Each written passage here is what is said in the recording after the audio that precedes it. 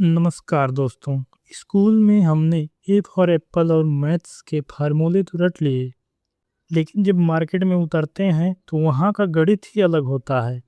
एक मैकेनिक, एक ठेकेदार या एक आम आदमी जब अपनी जमीन, बालू या एसी की बात करता है तो किताबी ज्ञान धरे के धरे रह जाते हैं। वहाँ भाषा चलती है सूत, गज और टन की। अगर आपको ये नहीं पता तो मार्केट में ठगे जाना तय है। आज ब्रदर्स रिवेयर पर मैं आपको वो प्रैक्टिकल ज्ञान दूंगा जो न किसी स्कूल में मिला, न ही किसी कॉलेज में। चलिए इंची टेप उठाते हैं और जीरो से शुरू करते हैं। सबसे पहले बात करते हैं फिटिंग की। दुनिया की सबसे छोटे लेकिन सबसे जरूरी हीरो, सूत की। सूत सेंटीमीटर को अभी भूल जाइए, क्योंकि हार्डवेयर और पाइप की दुकान पर सेंटीमीटर कोई नहीं पूछता। अपने इंची टेप को गौर से देखिए। 1 इंच के बीच में जो 8 छोटी छोटी लाइनें बनी हैं उन्हीं को सूत कहते हैं। याद कर लो, 1 इंच बराबर 8 सूत।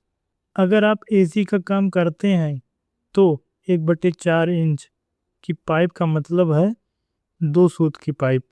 1/2 इंच की पाइप का मतलब है 4 सूत। नट बोल्ट, ड्रिल बिट और कॉपर पाइप की दुनिया इसी सूत पर टिकी है। इसे समझ लिया तो फिटिंग कभी लूज नहीं होगी। अब थोड़ा बड़ा नापते हैं। 12 इंच मिलते हैं और बनता है 1 फुट। पुराने समय में लोग अपने कदमों से जमीन नापते थे।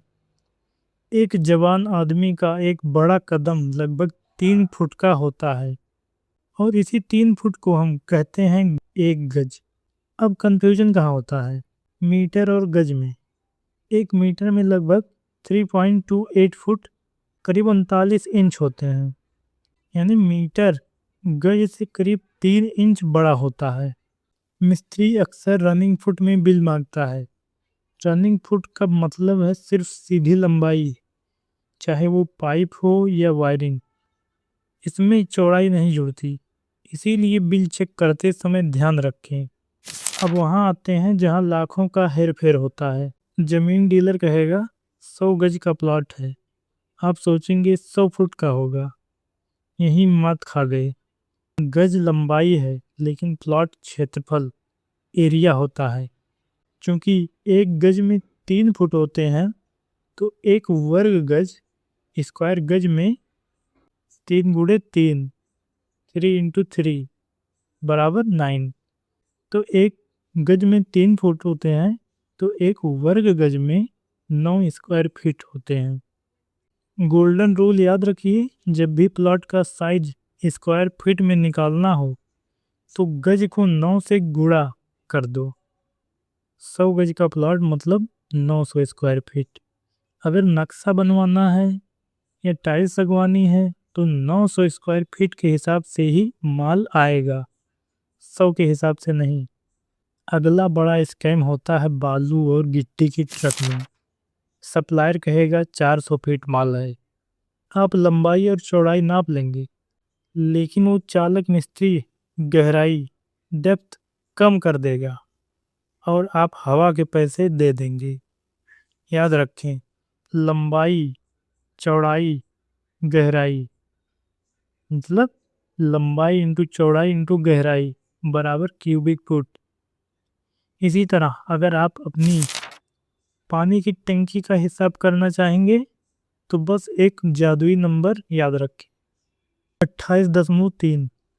अगर आपकी टंकी 100 क्यूबिक फीट की है तो उसमें 100 इंटू 28.3 से गुणा कर दीजिए, 2830 लीटर पानी आएगा।